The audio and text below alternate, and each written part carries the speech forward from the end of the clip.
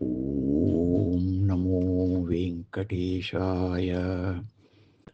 శ్రీమహాగణాధిపతయే నమః. శ్రీరామకృష్ణగురవే నమః. మహావరాహో గోవిందः సుషేణః కనకాంగదీ గుహ్యో గభీరో గహనో గుప్తశ్చక్రగదాధరః.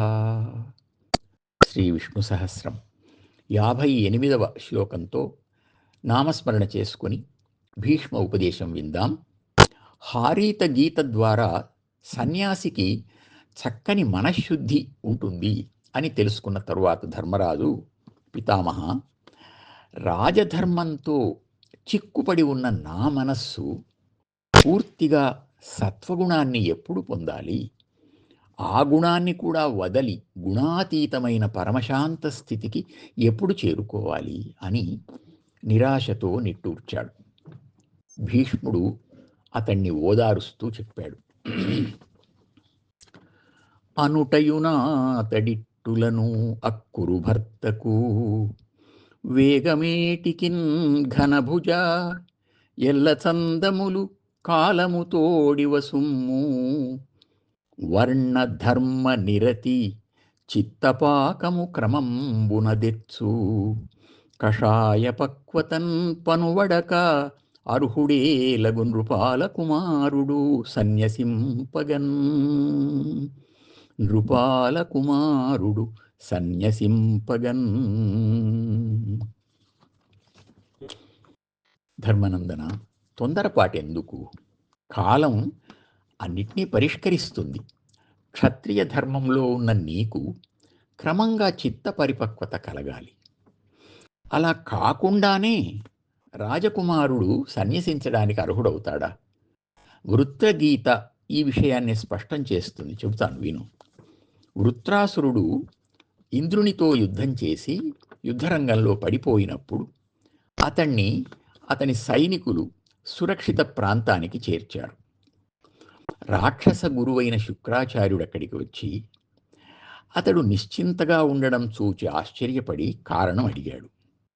వృత్రాసురుడు ఇలా చెప్పాడు: గురువర్యా, కలిమిలేములు సుఖదుఖాలు కాలప్రవాహంలో వస్తూ పోతూ ఉంటాయి. అయితే ఇది ధనం యొక్క చాంచల్యం కాదు, ప్రాణుల కర్మ ఫలం. పూర్వపు పాపమేదో నాకు ఈ ఫలితాన్నిచ్చింది. నాకు ఈ జ్ఞానం శ్రీ మహావిష్ణు దర్శనం వల్ల కలిగింది. ఆయన ఇంద్రునితో కలిసి వచ్చినప్పుడు చూచాను. ఇంక సుకృతమో వద్దు, దుష్కృతమో వద్దు, ముక్తినే పొందుతాను అని అన్నాడు. కర్మ ఫలాల్లో ఏ వర్ణం, రంగు విష్ణువును దర్శింపజేస్తుందో చెప్పమని అడగగా శుక్రాచార్యుడు చెప్పబోయాడు. అంతలో బ్రహ్మమానసపుత్రుడైన సనత్ కుమారుడు అక్కడికి రాగా ఆ విశేషాలను ఆయన ద్వారా తెలుసుకున్నారు. జీవుడు కర్మానుసారంగా 6 రంగులను పొందుతాడు. అవి నలుపు, గోధుమ, ఆకుపచ్చ, పసుపు పచ్చ, ఎరుపు, తెలుపు. జీవుడు సత్కర్మల ద్వారా సంస్కారాన్ని పొందుతూ తెల్లని స్థాయికి చేరుకున్నప్పుడు విష్ణు దర్శనం అవుతుంది అంటూ ఉండగానే వృత్రాసురుడు, నాకు మీ మాటలతోనే చిత్తశుద్ధి ఏర్పడింది, విష్ణు దర్శనం అవుతోంది అని ప్రాణాలు వదిలి విష్ణువులో లీనమయ్యాడు ఆ వృత్రాసురుడు అని భీష్ముడు చెప్పగా, వృత్రాసురుని విజ్ఞానం, విష్ణుభక్తి ఇంత ఉత్తమమైనవా అని ఆశ్చర్యపడి ధర్మరాజు, ఇంద్ర వృత్రాసురులు యుద్ధం చేశారు కదా, ఆ యుద్ధం ఎలా జరిగిందో వివరిస్తారా అన్నాడు. భీష్ముడు ఆ యుద్ధ విశేషాలను వివరించాడు. వృత్రుడు తన మాయతో ఇంద్రుణ్ణి మూర్ఛిల్లజేస్తే వశిష్ఠుడు తన మంత్రశక్తితో అతన్ని మూర్ఛ నుండి తీర్చి, ఇదిగో బ్రహ్మ విష్ణు మహేశ్వరులు నీకు తోడు నిలిచారు, చూడు, శత్రువును సంహరించు అని అనగానే ఇంద్రుడు సాయుధుడై ఆయుధాన్ని పట్టుకొని నిలిచాడు. అప్పుడు బృహస్పతి ప్రార్థింపగా రుద్రుడు జ్వర రూపంతో ఆ రాక్షసుణ్ణి పొదివి పట్టుకున్నాడు. విష్ణువు వజ్రాయుధంలో ప్రవేశించాడు. 60,000 దివ్య సంవత్సరాల తపఃఫలంగా బ్రహ్మ ఇచ్చిన వరంతో మహోగ్ర బలవంతుడైన ఆ రాక్షసుడు ఇంద్రుని వజ్రాయుధపు ఒక్క వేటుతో పడిపోయాడు. అప్పుడే ఆయన పాపం పండింది. విష్ణు దర్శనమైంది. అందుకే అతడు సనత్కుమారుని మాటలు విన్న వెంటనే విష్ణువులో లీనమయ్యాడు అని చెప్పి భీష్ముడు, ఆ తరువాత ఇంద్రుడు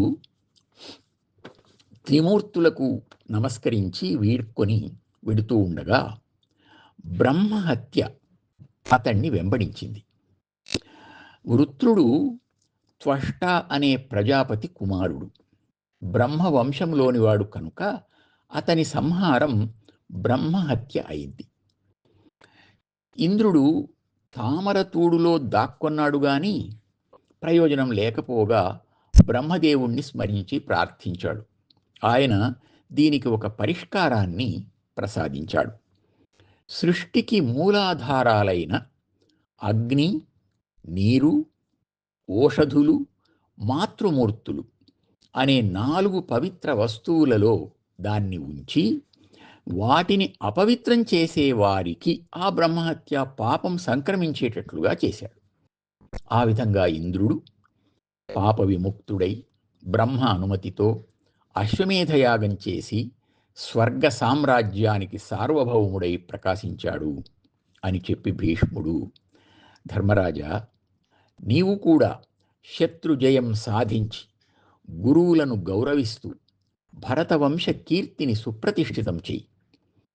ఆ విధంగా చేసి అందరికీ సంతోషం కలిగించు అని ఆశీర్వదించాడు. ఈ సన్నివేశంలో ధర్మరాజుకు సంబంధించి చిత్త పరిపక్వత అనే అంశం సనత్కుమారుడు చెప్పిన జీవుని రంగులలో ఉంది. అవి జీవుని సంస్కార పరిణామాన్ని, మార్పును, పక్వతను తెలియజేసే సూచనలు. నలుపు తమోగుణం, ఎరుపు రజోగుణం, తెలుపు సత్వగుణం. తక్కినవి వాటి మధ్య వచ్చిన అవాంతర సంస్కారాలు. ధర్మరాజు క్షత్రియుడు, ప్రధానంగా రజస్తమో గుణాలు ఉంటాయి. సత్వగుణం ప్రజాపాలనలో ఉన్నా అది వానప్రస్థాది దశలలోనే పరిపూర్ణమవుతుంది గనక అప్పటికి పరిపక్వత పొంది ఆ జీవుడు ప్రశాంతతను పొందుతాడు అని భీష్ముని అభిప్రాయం. ఈ విధంగా సాధకుడు తన మనస్సంస్కారం పరిపక్వమయ్యేంత వరకు సహనంతో కర్తవ్యాన్ని నిర్వర్తిస్తూ నిరాశపడకుండా సాధన కొనసాగించి ఫలసిద్ధిని పొందాలి అనేది ఈ కథాభాగ సారాంశంగా గ్రహించవచ్చు. ఓం నమో వెంకటేశాయ.